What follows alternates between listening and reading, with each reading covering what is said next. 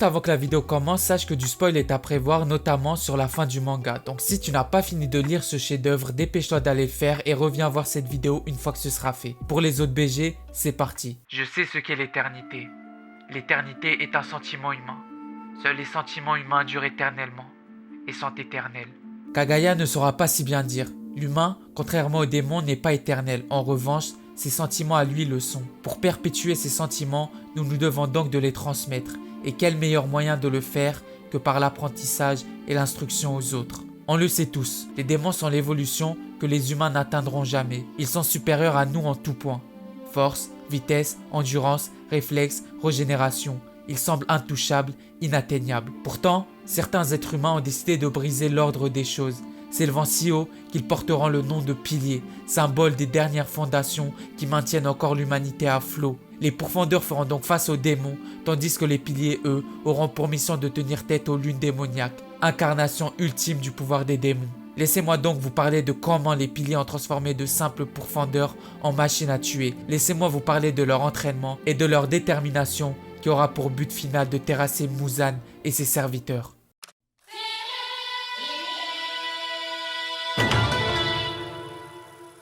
Suite à la défaite de la 4e et 5e lune supérieure démoniaque, on découvrira que Nezuko a la capacité de se mouvoir au soleil. Et si vous avez vu ma vidéo sur Muzan, vous savez que son but ultime est de pouvoir refaire face au soleil. Vous imaginez donc bien que lorsque Muzan prendra connaissance de cette information, il fera tout pour mettre la main sur Nezuko afin de percer son mystère. Une réunion d'urgence entre piliers aura donc lieu afin de discuter du futur, car les choses risquent vraisemblablement de s'accélérer. Obanai, Sanemi, Michiro, Mitsuri, Shinobu, Gyomei et Tomioka se retrouveront alors afin de discuter de la future guerre totale qui approche. De cette réunion sortira l'idée d'une session d'entraînement spéciale qui porte le sobre nom d'entraînement des piliers. Tous les pourfendeurs en dessous de ce rang auront pour mission d'y participer.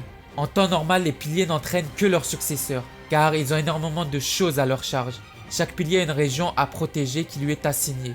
Ils doivent également constamment récupérer des informations sur les démons, sans omettre le fait de s'entraîner régulièrement au sabre. En revanche, depuis que Nezuko a conquis le soleil, les démons ont soudainement arrêté d'apparaître. Le calme avant la tempête permettra alors aux piliers de se concentrer pleinement sur la formation des recrues. Tanjiro et ses acolytes Inosuke et Zenitsu prendront également part aux festivités. Les entraînements se feront alors dans cet ordre. En premier, Tengen, ex-pilier, qui aura pour mission d'améliorer l'endurance des pourfendeurs. En second, on retrouvera Michiro avec un entraînement sur la rapidité. En troisième, ce sera Mitsuri qui se concentrera sur la flexibilité. Puis, Obanai qui entraînera le maniement du sabre.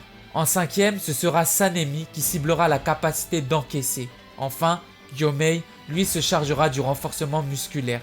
Tanjiro passera assez facilement la première épreuve d'endurance et il aura la permission de se rendre à la seconde en seulement 10 jours. Une banalité qui se reproduira pour la seconde épreuve de la vitesse. Michiro laissant Tanjiro se rendre à la troisième épreuve en 5 jours seulement. La troisième épreuve sera un simple cours d'étirement et de danse donné par Mitsuri. Tanjiro passera également facilement celle-ci avant de se rendre à la quatrième épreuve d'Obanai, le maniement du sabre. Et c'est là que les choses sérieuses commenceront. Obanai mettra en place un dispositif sadique afin d'entraîner Tanjiro.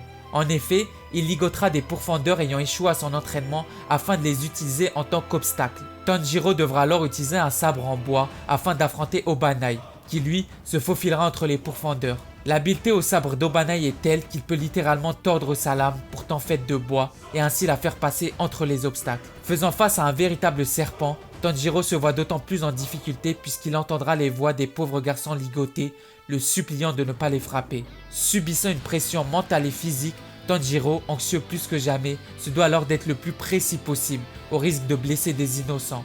Mais au bout de 4 jours, Tanjiro arrivera à manier son sabre avec une précision qu'il n'avait jamais atteint, arrivant même à esquiver les attaques d'Obanai et de contre-attaquer au point où il réussira à couper le Aori d'Obanai, ce qui mettra fin à son entraînement. Pensant échapper à l'enfer, Tanjiro ne s'enfoncera que plus profondément dans celui-ci, puisqu'après avoir dompté le cobra, il devra tenir tête à la tempête. L'entraînement de Sanemi n'a rien de recherché puisque c'est un simple entraînement au combat où Sanemi enchaîne les raclées avec interdiction de se reposer à moins de s'évanouir ou de vomir. Sanemi se montrera d'ailleurs encore plus féroce envers Tanjiro, n'ayant pas encore digéré la confrontation avec Nezuko. Il le battra alors à la moindre occasion, aggravant toujours plus ses blessures. Plus tard, alors qu'il comptait se reposer, Tanjiro surprendra une discussion entre les frères Sanemi et Geniya. Sanemi insultera Geniya en lui disant de quitter les pourfendeurs, ne pouvant pas dompter le souffle, il n'aurait rien à faire là. Geniya lui dira alors que pour compenser le fait qu'il ne maîtrise pas le souffle, il va jusqu'à manger des démons pour les combattre. Car oui, pour ceux qui ne le savent pas, si Geniya dévore une partie d'un démon, il peut utiliser leur capacité un court instant. Sanemi, choqué et répugné par ce que Geniya venait de lui apprendre, perd le contrôle et lui fonce dessus avec l'intention de lui faire du mal. Tanjiro, apercevant alors le mouvement du pilier, se précipitera vers l'avant et sauvera Geniya de l'attaque de Sanemi. Les choses escaladeront alors rapidement et Tanjiro se verra être la nouvelle cible de Sanemi. Une confrontation et un combat éclatera alors entre les deux, mais Tanjiro arrivera à bloquer le coup de Sanemi et lui rendra. Puis, Tanjiro se fera passer à tabac. Tous les pourfendeurs présents interviendront et le chaos prendra place. Suite à ça, Tanjiro se fera sermonner par ses supérieurs et son entraînement avec le pilier du vent fut annulé, car il lui est désormais interdit de l'approcher. Malgré le fait que la tempête balayera Tanjiro, il devra tout de même arpenter la montagne qui se tient face à lui, à savoir l'épreuve du pilier de la roche Gyomei. L'entraînement du plus puissant des piliers se découpera en 3 parties. Dans un premier temps, il faudra tenir sous une cascade sans flancher. Ensuite, il faudra porter 3 énormes troncs d'arbres sur ses épaules. Enfin, il faudra pousser un énorme rocher et lui faire traverser toute une ville. L'épreuve de la cascade peut sembler simple au premier abord, mais c'est tout l'inverse. L'eau était si lourde pour Tanjiro qu'il avait l'impression qu'au moindre relâchement, son corps serait brisé en deux. Mais l'épreuve de la cascade et des troncs ne seront qu'une banalité pour Tanjiro, se rendant rapidement à l'épreuve du rocher. Et c'est là qu'il butera vraisemblablement. Il était impossible pour Tanjiro de faire bouger le rocher. C'était plutôt le rocher qui faisait bouger Tanjiro. L'entraînement de Gyomei était si difficile que tout le monde pouvait abandonner. Au bout de 6 jours, le rocher n'avait toujours pas bougé d'1 centimètre. Tanjiro se verra alors visité par Geniya, qui était venu prendre de ses nouvelles. Tanjiro lui expliquera alors son incapacité à faire mouvoir le rocher, ce à quoi Geniya lui parlera des actions répétitives, qui consisteraient à effectuer une série de mouvements prédéterminés afin d'augmenter sa concentration, comme par exemple le fait de répéter des prières, à l'instar du pilier de la roche. Ces actions répétitives ouvriraient les 5 sens. En utilisant cette technique, on pourrait alors se souvenir de sa rage et de ses souvenirs douloureux afin d'augmenter la température corporelle et ainsi son rythme cardiaque. Un genre de boost corporel. Tanjiro tentera alors d'effectuer ces actions répétitives en se remémorant ses souvenirs synonymes de souffrance. Bien qu'au début ce fût difficile, il parviendra suite à de nombreux essais et à force de répéter les mêmes mouvements, à générer une force que son corps mémorisera. Cette même force lui permettra alors de déplacer les rochers et ainsi terminer le dernier entraînement des piliers. Koyoharu Gotuge, auteur de Kimetsu no Yaiba, dira que pouvoir s'entraîner avec des plus gradés que nous, c'est un raccourci vers le progrès. En se mesurant à quelqu'un de plus fort, on peut s'imprégner de toute son expérience et devenir encore plus puissant. Effectivement, Tanjiro aura pu s'imprégner de l'expertise des plus grands pourfendeurs de démons afin de faire face à Muzan dans le futur.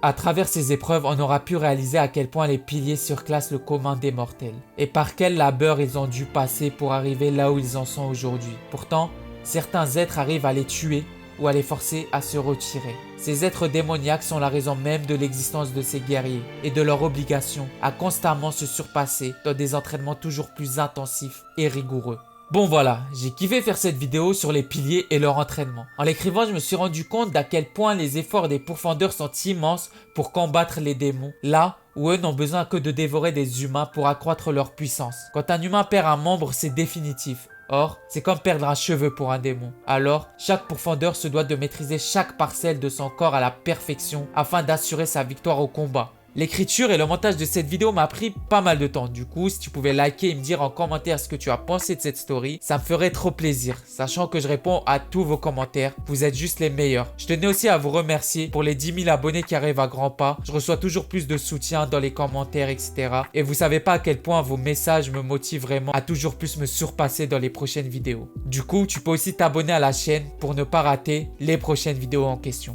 Il y a également mon autre chaîne, mon Insta, Twitter et aussi le Discord si tu veux venir me parler directement, échanger avec d'autres cracks, tout est en description. On se retrouve bientôt pour une autre vidéo. Sur ce, peace out!